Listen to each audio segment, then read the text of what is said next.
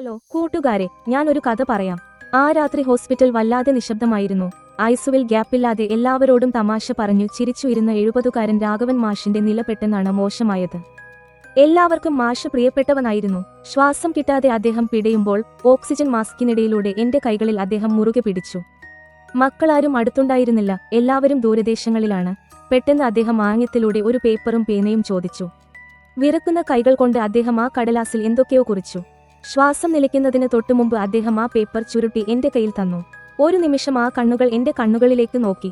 നന്ദിയാണോ അതോ സങ്കടമാണോ എന്ന് തിരിച്ചറിയാൻ കഴിയാത്ത ഒരു നോട്ടം. മാഷ് യാത്രയായി. രാവിലെ അദ്ദേഹത്തിന്റെ മകൻ എത്തിയപ്പോൾ ഞാൻ ആ പേപ്പർ കൈമാറി. മകൻ അത് തുറന്നു വായിച്ചു.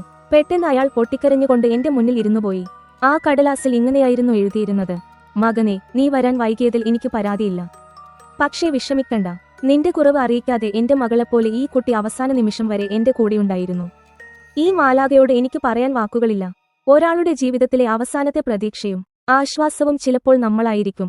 ആ തിരിച്ചറിവാണ് ഓരോ ദിവസവും തളരാതെ മുന്നോട്ടു പോകാൻ എനിക്ക് കരുത്ത് നൽകുന്നത്.